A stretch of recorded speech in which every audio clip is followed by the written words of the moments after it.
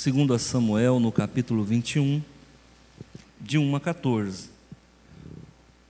Houve em dias de Davi uma fome de 3 anos consecutivos. Davi consultou ao Senhor, e o Senhor lhe disse: há culpa de sangue sobre Saul e sobre a sua casa, porque ele matou os gibeonitas. Então chamou o rei os gibeonitas e lhes falou. Os gibeonitas não eram dos filhos de Israel, mas do resto dos amorreus, e os filhos de Israel lhes tinham jurado poupá-los. Porém Saul procurou destruí-los no seu zelo pelos filhos de Israel e de Judá. Perguntou Davi aos gibeonitas: que quereis que eu vos faça? E que resgate vos darei, para que abençoeis a herança do Senhor?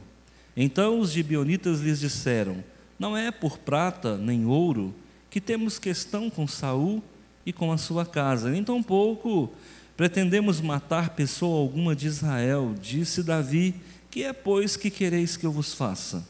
Responderam ao rei: quanto ao homem que nos destruiu e procurou que fôssemos assolados, sem que pudéssemos subsistir em limite algum de Israel, de seus filhos se nos deem 7 homens, para que os enforquemos ao Senhor em Gibeá de Saul, o eleito do Senhor.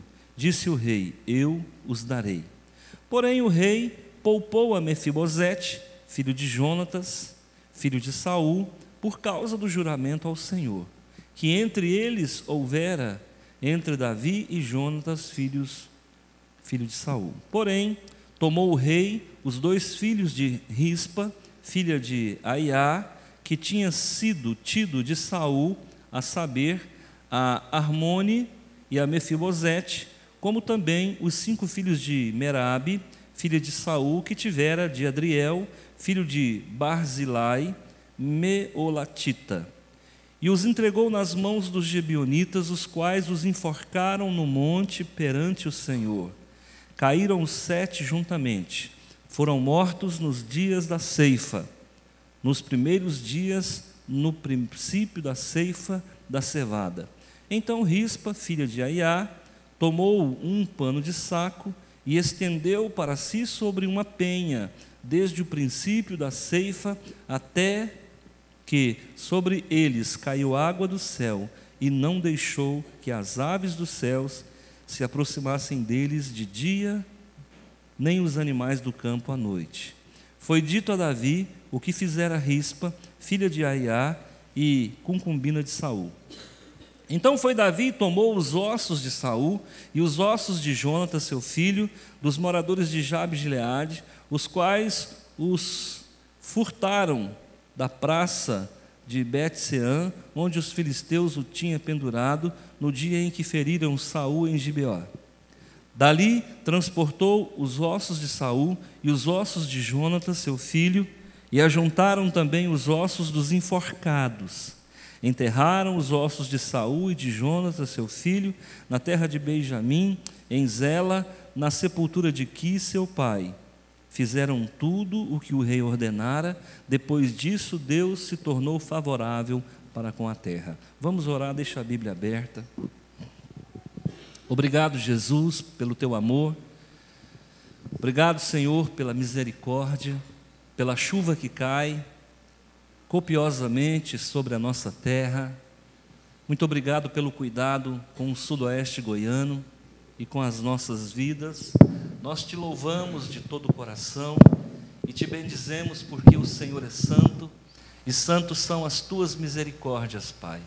O teu nome é maravilhoso, o teu nome é bendito sobre nós e em nós, através de nós. E a igreja, Senhor, necessita de ti, do teu cuidado e da tua misericórdia. Guarda-nos hoje e sempre na autoridade e no poder do nome de Jesus, o nosso Senhor. Amém? Amém. Eu vou falar sobre aliança, alianças eternas. O que é uma aliança? Aliança é um juramento que se faz entre 2 partes. Nós temos 3 tipos de aliança. Nós temos a aliança de Deus com os homens, nós temos aliança de homem com homem, e nós temos aliança de homem com mulher. Então vamos entender isso aqui.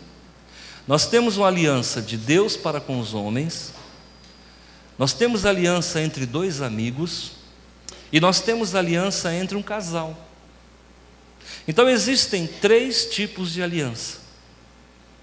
Agora, nenhuma delas pode ser quebrada. Aliança não se quebra. No casamento, o que é feito? O que é dito? Eu pergunto, o sacerdote pergunta para o noivo: você promete amá-la, respeitá-la, na alegria, na tristeza, O que o noivo responde? Sim, isso tem nome: juramento. Toda aliança precisa de um compromisso firmado de ambas as partes. E uma das características de toda aliança é que elas são eternas. Por isso que nós batemos para que o casamento não se acabe, porque o casamento é uma aliança. Tem consequências a quebra de aliança? Muitas. Muitas. O que nós estamos vendo nos dias atuais? Crianças que se tornaram marginais.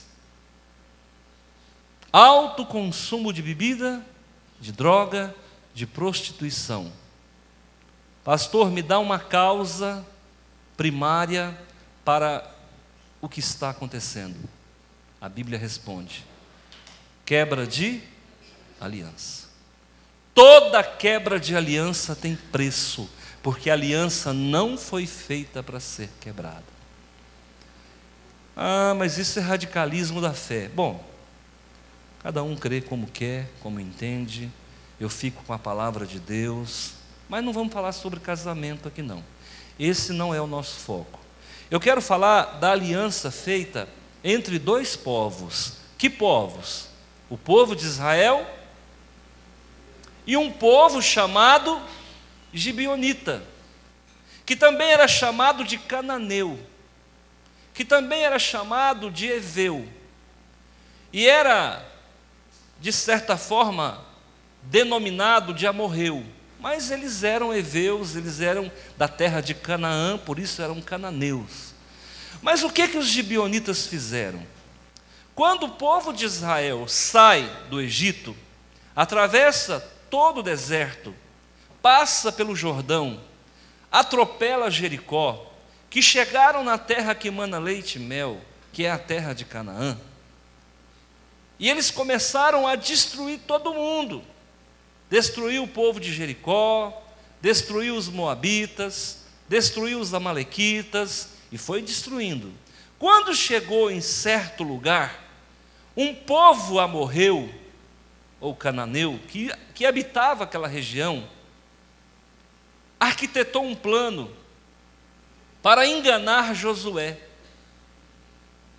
Se fizeram passar, pegaram seus príncipes, esse povo gibeonita, arquitetaram um plano, jogaram terra na cabeça, jogaram terra nos cavalos, jogaram terra nos seus alforjes, e foram até Josué para dizer para Josué que queria a proteção deles. De quem? Do povo de Israel. Disseram que eram de uma terra distante e que estava chegando ali e que precisava de uma proteção do povo de Israel. O que Josué deveria ter feito? Consultado a Deus. No entanto, ele não consultou. Josué fez um juramento de proteger os gibeonitas contra todo e qualquer inimigo. Aí os gibeonitas, que eram pequenininhos, fraquinhos, se tornaram um povo protegido por um povo invencível, que é o povo de Deus. Amém? Nós somos o povo de Deus, ok? Tá bom. Foram embora, fizeram aliança com o povo de Israel, às custas do engano, às custas da mentira.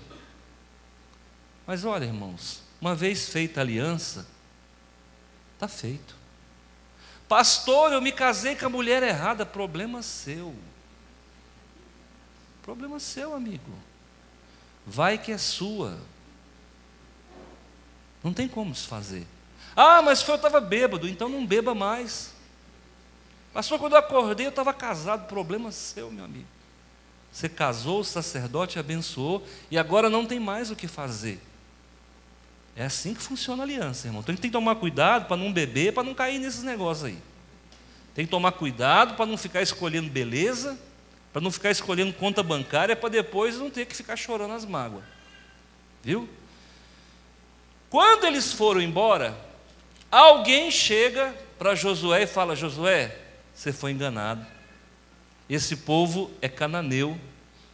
Esse povo não é de uma terra distante, não. Eles são daquele lugar ali assim, e eles te enganaram. Josué ficou irado. Mas já foi, filho. Não tem mais o que fazer. A aliança, uma vez estabelecida, não quebra. E aí eles passaram a proteger os gibeonitas e ninguém tocava neles. Com isso, eles começaram a viver no meio do povo de Israel como corpo estranho e não podia ser expulso, não podia ser assassinado, não podia. Por quê? Porque foi feita uma aliança. Tudo bem. Passaram-se 400 anos. Quem era o rei? Saul. Saulzão era mau, gente. Saulzão mandou matar 100 sacerdotes. Você já imaginou um cara que manda matar 100 pastor? Era o Saul. Então, se ele mata até pastor, quanto mais gente covarde. E aí ele resolveu por conta própria fazer o quê? Justiça. E começou a matar quem? Os gibeonitas. Só que Deus não gostou. Deus não gostou. Aí Deus permitiu vir sobre a terra de Israel uma grande seca e fome. Seca e fome andam junto. Cadê o Saul? Já tinha morrido. Quem que sobrou? Filhos e netos. Foi o que sobrou. E agora, o que fazer? Deus então fala com Davi. Davi consulta Deus: Senhor, por que está vindo essa fome? Por que tem tanta fome? Tem 3 anos que não chove. O que está acontecendo? Deus falou para ele: por causa do pecado de sangue de Saul. Saul quebrou a aliança que eu havia feito, Olha o nível que vai parar uma aliança. A aliança não é você que faz, é Deus que faz. Ele quebrou uma aliança que havia entre eu e os gibeonitas, e por causa dessa matança que ele impôs, agora está vindo a fome. O que o Davi fez? Chamou os gibeonitas e falou: olha, o que vocês querem que eu faça? Eles disseram: Davi, nós não queremos que você, nem ouro nem prata, dinheiro não vai resolver o problema. Ele nos desonrou, matou o nosso povo, nós tínhamos feito uma aliança com Josué, e essa aliança deveria ser respeitada, essa aliança não foi, ele quase dizimou o nosso povo. Mas então, o que vocês querem? Nós queremos 7 da família dele para enforcar. O que o Davi fez? Pegou 7 e entregou. Poupou Mefibosete, e esse Mefibosete que morreu aqui não era o aleijadinho, era outro, mas poupou o filho de Jonatas e mandou 7, e eles foram todos enforcados no mesmo dia, na mesma hora, e quando eles foram enforcados, passou pouco tempo, a seca sumiu. Maldição existe ou não existe? Infelizmente, existe. Quebra de aliança é um bom negócio ou um mau negócio? Péssimo negócio. Mas o que nós podemos aprender de tudo isso? Primeira pergunta que eu quero fazer para você: quais são as tuas alianças? Quem é que já fez aliança aqui? Levanta a mão. inclui casamento, tá? Embora não seja isso que eu vou falar. Tudo bem? Aliança é quando você promete orar, por exemplo, para o seu pastor, todos os dias da sua vida e você não cumpre. Aliança é quando você promete ser fiel ao teu Deus todos os dias da tua vida e você não é.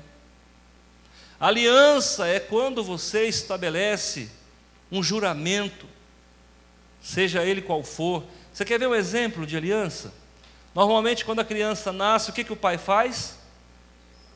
Traz aqui para apresentar. O que eu pergunto para o pai? Você promete educá-la nos caminhos do Senhor? O que o bonitão responde? Sim. Semana seguinte eu já não venho na igreja. E aí, meu irmão, o que vai acontecer? Quebrou a aliança. Ele fez o juramento, não foi comigo, foi com Deus. Então isso para mim é uma aliança também. Então é muito sério. Quantas alianças você já fez?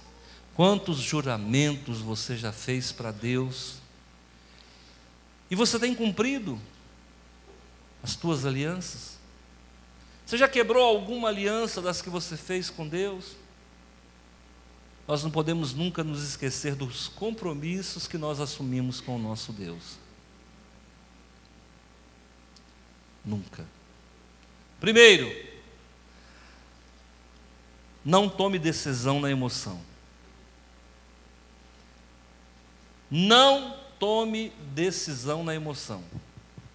É muito comum nós encontrarmos pessoas que na hora da paixão, na hora dos hormônios em erupção, fazem juras de amor à luz da lua. Pessoas que assumem compromissos e não cumprem. Sabe o que é isso, gente? Decisões tomadas em momento de emoção. Com raiva não é o melhor momento para se fazer aliança nenhuma. Por interesse não é a melhor ocasião para fazermos aliança alguma. Com medo, com interesse, sem orar, não é o melhor momento.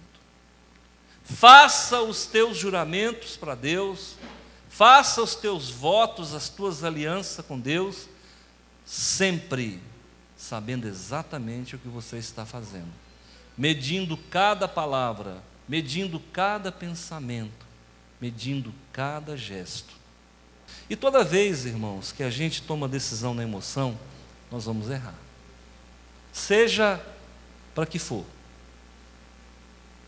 Primeiro passo. Segundo, o que nós aprendemos dessa história? Quando Davi quis saber qual era o problema, a quem que ele procurou? A Deus. Senhor, o que está acontecendo? O que Deus falou para ele? Quebra de aliança. Então o que ele deveria fazer, irmã Luzia? Voltar em Deus e falar: Senhor, e agora? O que eu faço? Ele chamou quem? Os Gebionitas. E consultou a quem? Os Gebionitas. Davi falhou? Falhou. Não consultou a pessoa certa.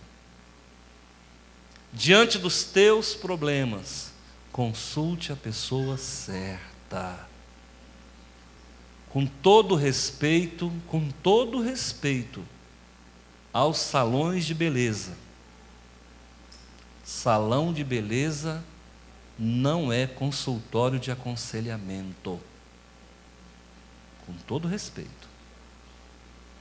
Porque lá, se você tentar achar um conselho, a outra que está fazendo a unha ou o cabelo vai dizer: larga esse homem, vai procurar um mais rico, vai procurar um mais bonito.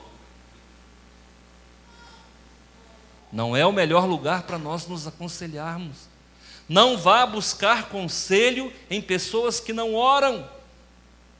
Eu estou falando isso porque minha mãe era dona de salão de beleza, eu fui criado dentro. Eu escutava cada coisa que eu ficava besta. Então não é falando contra isso, é falando da experiência que eu tenho. Eu sei que rola papo bom quando o dono de salão é crente. Eu sei que a oração está presente, mas na maioria não é assim. Consulte a Deus. Senhor, o meu problema foi quebra de aliança, então o que eu tenho que fazer? Ou o problema do fulano é quebra de aliança, como que eu posso ajudá-lo? Quando ele então foi falar com os gibeonitas, o que eles queriam? Sangue. Eles queriam sangue. E aí o que acontece? Nós queremos 7 homens para enforcar. E o que Davi fez? Fomentou a vingança. Fomentou a ira. Na lei judaica, isso era passível de acontecer. Mas mesmo assim, Davi era um homem segundo o coração de Deus, ele não podia ter agido daquela forma. Terceiro, nunca quebre uma aliança. Procure não quebrar. Faça o possível, o impossível, para manter esse juramento, para manter esse compromisso. A Bíblia diz que Deus não é homem para que minta, nem filho de homem para que se arrependa. Quando Deus destruiu a terra por dilúvio, por que o mundo veio a passar pelo dilúvio? Você já pensou? Qual foi a causa do dilúvio? Quem sabe? Por causa de pecado, por causa de desobediência, o que mais? A gente sempre vai no periférico, não vai na causa. Qual a verdadeira causa do dilúvio? Quebra de aliança. Que aliança? Os filhos de Deus se casaram com as filhas dos homens.